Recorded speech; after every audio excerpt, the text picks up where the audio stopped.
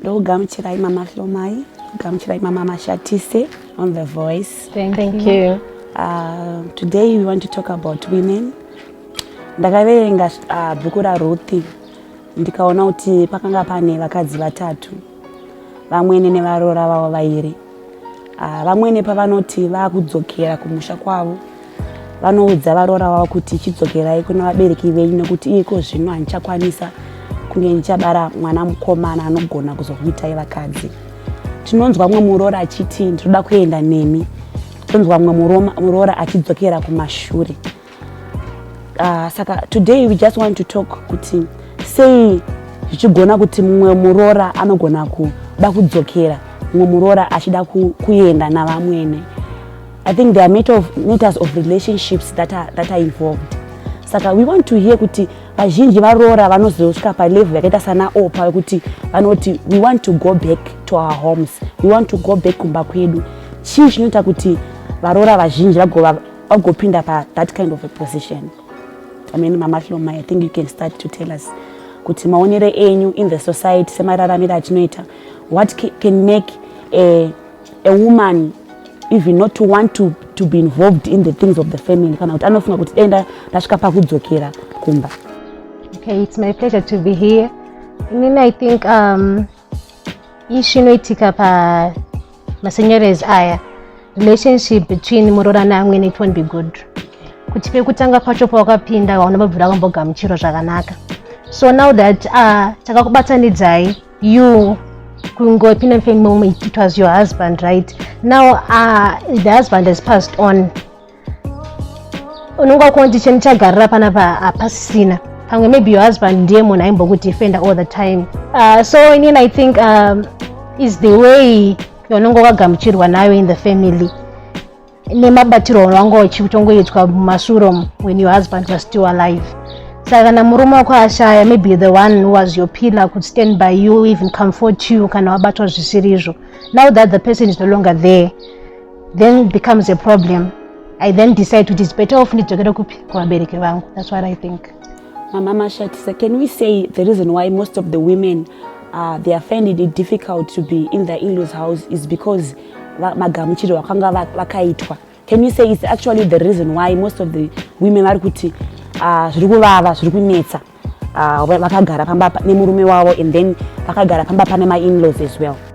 I think what he's saying is true. But kwataitwa navamwene tiri mudzimba, amwene havatore murora semwana wavo, vanotitora senhapwa. Ndangopai kuti vanotitora senhapwa, ndakutaura as if kunge titoripa handiti, vari kundotitora senhapwa.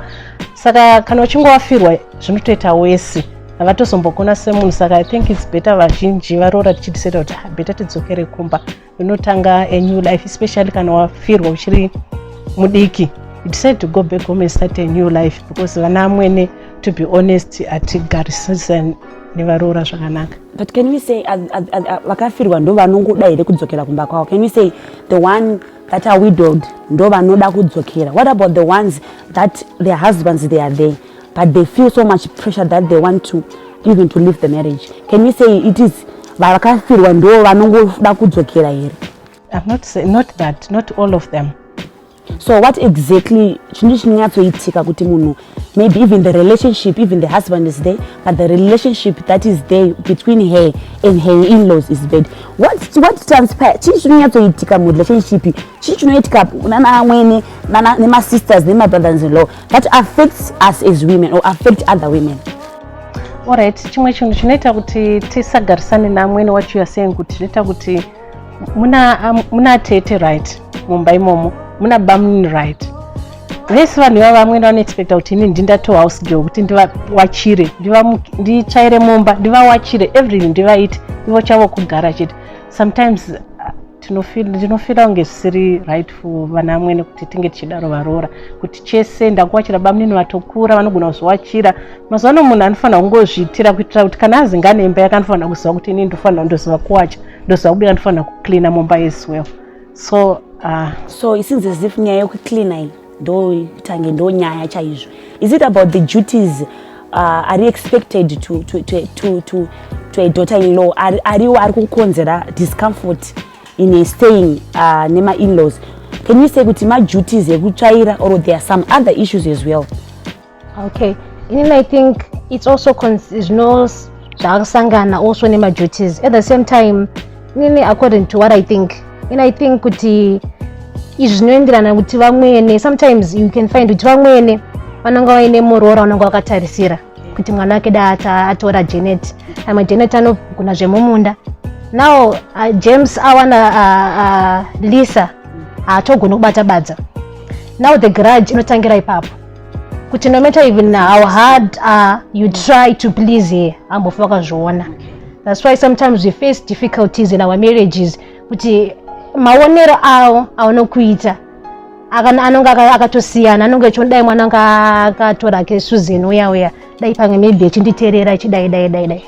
But as daughters-in-law, can we be much troubled with kuti vamweni vanofungei kuti dai mwana wangu akarora Janet? I mean, then do we like, does it have to affect us much? Of course, if your husband loves you, do you care about what any other person will say? Now the issue comes kuti murume wako wache unonga wawana anonga kakuda na mai vake ukama wakaita sei. Okay. Because there are some husbands vari wana mama's baby kuti amai zvaunonga wataura ndo zvinototedzerwa. Iye maybe anonga echida to change mafungiro amai vake, but the fact kuti akanyanya kurereka kuna mai vake is very difficult kuti disappoint amai vake. That's why sometimes we find that we suffer a lot, but still at the same time maybe my husband has the power to voice kuti amai haasi Susan, this is Lisa wandakada. That's very interesting. Okay, what else can we say ndo matambudziko ari kusanganika nevakadzi vari mumarriage? We talk about kusagamuchiwa zvakanaka. We hear of kuti dai Susan akaroorwa, not iwe wakaroorwa. What else? Because I realized kuti most of the makotis varoora vazhinji, they are struggling, they are suffering, but they are not able to speak out. Nokuti ukataura muroora unenge une expectations anonzi muroora arifana anga ari munhu akakwana, ari munhu ane hunhu, ari munhu akadai, and sometimes they tend to suffer in silence. So what else zvikuitika mumagariro umu? I mean, zvikuaffecta varoora vazhinji. Alright, dzimwe issue iri pakuti maybe nyaya yekunamata chaiyo unogona kuroorwa mumba mekuti amwene vanenge vachinamata apostori. I don't know kuti apostle is it a right word kushandisa. Inini I'm a Catholic. Then amwene anoda kuti iwewe wauya wamuroora ndofana kutedzera zvavari kuda ivo, kuti kana ndichinamata ndiri vari mupostori ndofana kuita mupostori. Ofuchi inini ndisingade kuva mupostori. Inini murume kuti takawirana kuti inini I don't want to be kuti ndiende kuchechi kwanoda kupinda chechi yangu. Zvimwe izvozvo zvinoita kuti tiite separation naamwene titadze kuwirirana navo as well. Nyaya inonzi religion handiti? Yeah, I just want to add one panyaya religion. At least kunongotori like kana muri religion wani Christianity. Kune vamwe wacho vanobelieve mune zvemasvikiro. And it's actually difficult kana uri muroora wapinda mumusha mukuti vanhu havanamati, vanotenda mune zveng'anga, iwe uri muKristu. And I believe kuti kana zvadaro, I think we need to balance.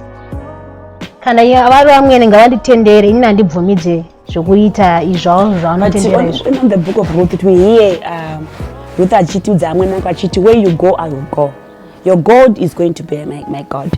Isusu sevadzimai, sevakadzi tapinda mumusha mevanhu, are we not supposed kutora zvese kuti kana vachidya vanhu we are going to eat people as well?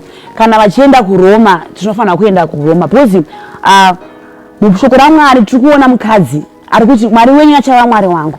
And then there's the issue of submission, that wives should submit. Anditi tapinda mumusha mevanhu, are we not supposed to submit kuti mutemo irimo tinge tichitorawo tifambewo nayo?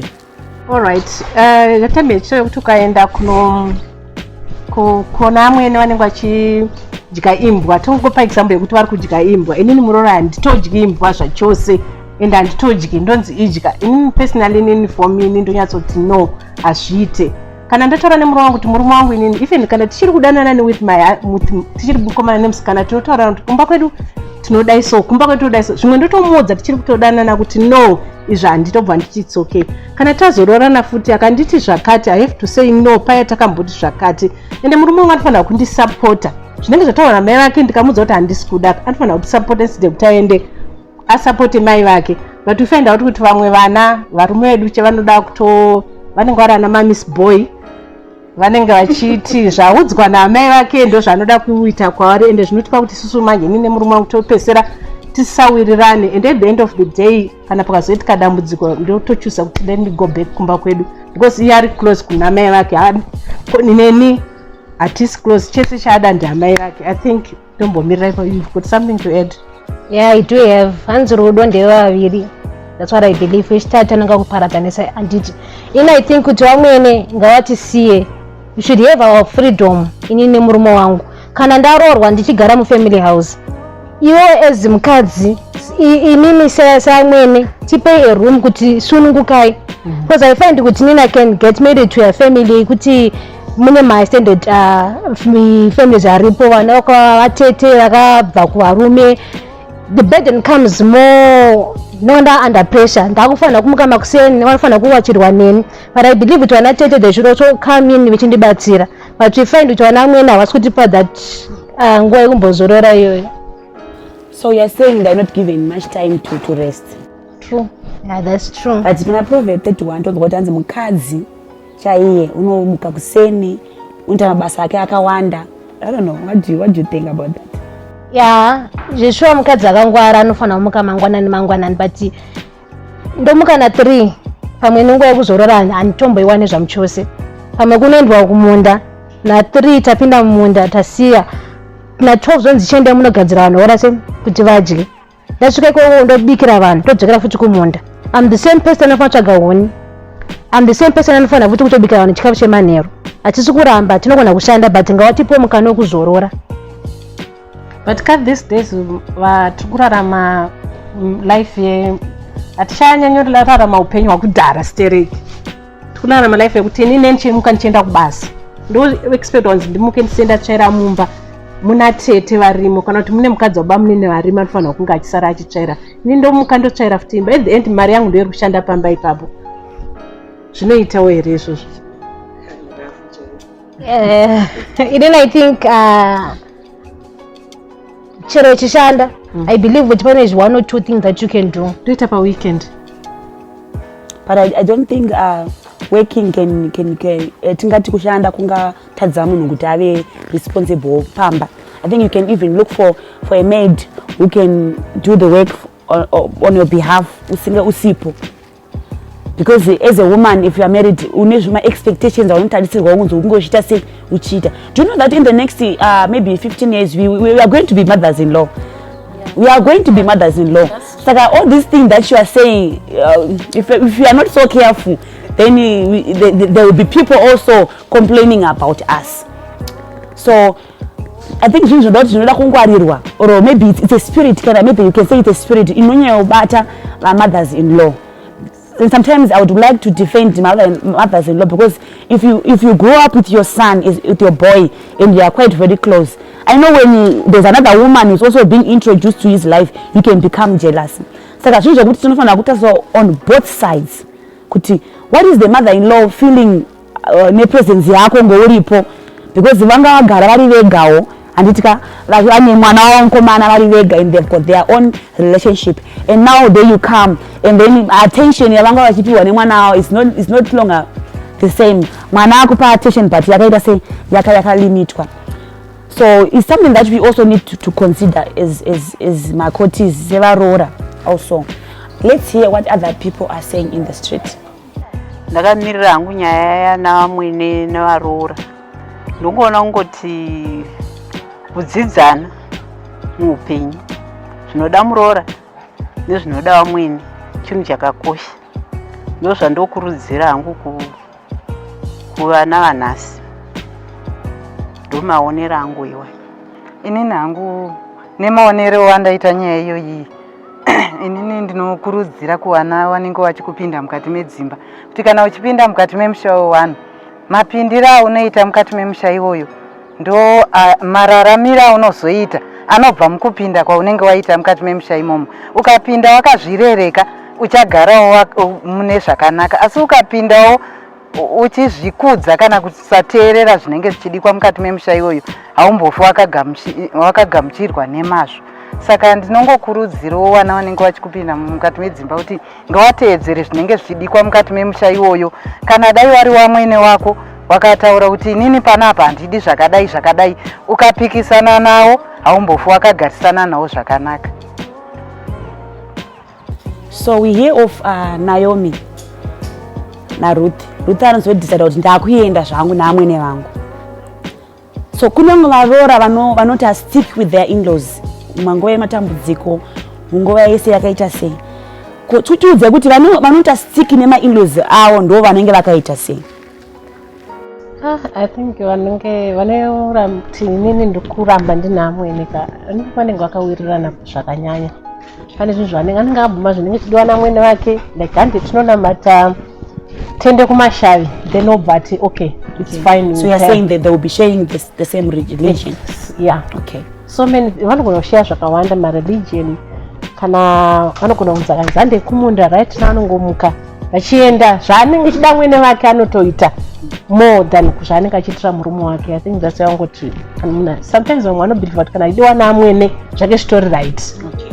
So is it more about being loved with the in-laws more than being loved with your husband? Well, because nabwa mchiti vanga vanoti kana ndikadiwa naamwene zvakatonaka. Yeah. Because remember amwene tinogona kunge tichigara kumba kwangu, amwene vachigara kumba kwavo. But the one that I actually stay with. Yeah, but we are talking the ones vanenge vachigara naamwene in the house. Because unenge uchiti right now handina kwekuenda. Maybe vamwe vanororwa kava nevarume vasingashandi ari first born haasi kushanda pamwe amwene havasitobuda kuti abve pamba ipapo. Iye anenge achiteerera futi zvitaurwa namai kuti no, inini handisi kuenda kunoroja, tine imba right. Saka we have to stay here. Saka iwo bva end up the only way kuti iye agare kwakutongoda ita zvinoda amwene wake, zvinoda tete vake, zvinoda bamunini wake. They've got no choice but to stay. Yes. What do you have to say about this, Mrs. Lomai? Inini semuonera hangu, I think yes, somehow kuti zvinhu zvako zvikufambire, you have to have a good relationship naamwene wako. Faneka saRuth naamwene wake, I think vanhu vanga vane a strong bond.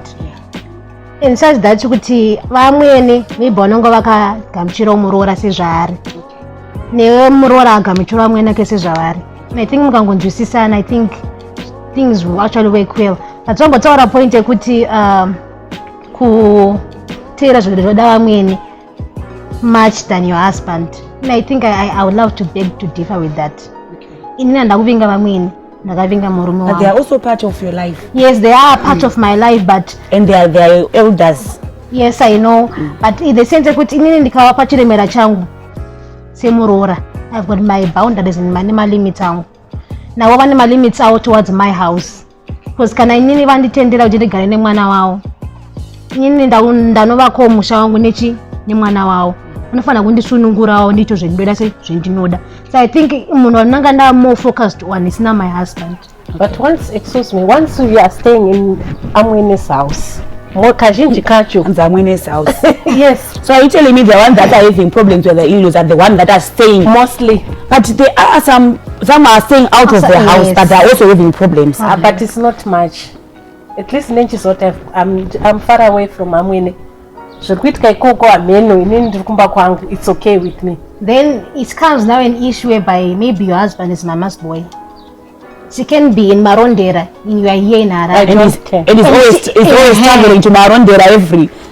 Vanogona bauya chingounza mutemo yavo turi mwana wavo because mwana ari so close namai vake. But you say like let's go back to the question. Like I said, kune vamwe vanogara. Yes. And then we talked about the vamwe vakaita sana open not inini zvangu zvandiomera rega ndidzokere. So we were talking about the ones vanogamuchira that are close, that are loved in the family. Tingati inyaya yekuti vanhu vawirirana here kana kuti amwene vagamuchira munhu sezvaari kuti inyaya futi yeunhu hwemuroora kuti vanhu vaona kuti muroora wedu ane unhu hwakanaka, then they just became to be more friendly to them. Okay. I think paishu yakadai soka varoora we carried much burden yakanyanya. Tisi takauya mumusha hatifaniri kunzi nditi inini zvangu we need to adjust. I think ukangodaro kuna nevamwene chero vaine mweya yavo vanosvika pakuzvibvunza kuti muroora wenga anotedzera wani. Panzwa muchitaura kuti mweya, when you say vane mweya yavo, like what exactly are you saying? Seems as if vamwene, on this topic we're talking about the in-laws, but seems as if vamwene ndo vari kunyanya kubuda padenga stereki, because they are all sisters-in-laws who are also involved in our marriages. Okay, pandataura paishuti vanamwene vane mweya yavo, right? It's like ameno zvezvingori vanokangana kuti vanga vamboriwo muroora some years back. Saka maybe akathink kake kuti ndina mai mwana ndinakamurera, so I need to decide for him. Chero nemukadzi wake ngavateere mitemo yangu. You find kuti even though uchigara mumusha mavo, even though uchigara mumusha mavo, right? Wagara kana wakapinda mumusha uchigara naamwene, you need to follow their rules. Mukadzi wega nemitemo yake. But now zvakuenda nerelationship yenyu, kana ukaita relationship fanike seaRuth naamwene wake munonzwisisana, because mama magara mwine vanonzwisisa kuti naye muroora mwana, newe muroora zoti aiwa ndiamai, nechiremera chaufanira kukupa sana saamai. Because I would like to go back on the book of Ruth. Ruth was loyal to her mother-in-law. You know, as much as you may complain, mimi seva roora, are you loyal to your mothers-in-law? Kana kuti ndime kutoti kana mukanzwa vachinyewa panzi my next door inzi muroi, unotanga kutotsigira kuti ndakatoona musono vachidai. You know, are you also being loyal, mama? Like mama tell us, are these ladies being loyal to their mothers-in-law? Yeah. How so? How are they being loyal? I think tinenge tichimbo like kana uchitanga kuroorwa so inenge yato different world, watopinda kumune vanhu wausingamboziva handiti, wombotanga uchiti uchiteerera handiti, but at the end of the day unoona kuti inini zvandakutoitwa panapa kapa hazvitoramba zvichiwirirana neni, saka you end up unombotanga uri loyal but also end up usisiri loyal because nemabatirwa unenge uchiitwa. Inini on my side seni muroora pandakatobva kumba kwedu ndakatoudzwa, because inini pandakana ndakabva kwedu ndine mitemo yekumba kwedu yandaiteedzera. Ndapinda madhuve nendiri nhasi uno, kune mitemo yako, right? Inini that's why ndati varoora we have a burden yakakura tichitofanira kuderera, because tapinda mumusha mevanhu. Saka iwewe for muroora kuti zvive easy for you, build a good relationship with your mother-in-law. Ende mukangodara munonzwisisana, though kuna vamwe vanokuti chero kamuitwa zvakanaka haoni. But iwo semukadzi, muna Proverbs munonzi mukadzi akanaka anovaka imba yake nemaoko, akapusa anoita sei anopunza nemaoko ake. You now you've got a wrong. Kana uri munhu anonamata utopfugama nemabvota sei tanga kunamata. Udza Mwari nini vamwena vangu ndoita zvakanaka but ivo havazvioni. This was an interesting discussion. I thank you, Mama Hlomai, Mama Mashatise, for coming in and discussing this issue. May God bless you. That was a great discussion that we had. But I personally think that if we let love lead, then everything else will flow well. Vanamweni nane varoora vakagona kudanana, kunzwisisana, to be loyal to each other. Muroora akagona kutora amweni samai vake, amweni vakagona kutora muroora semwana wake. I don't think there will be many conflicts. I don't think other women will be suffering.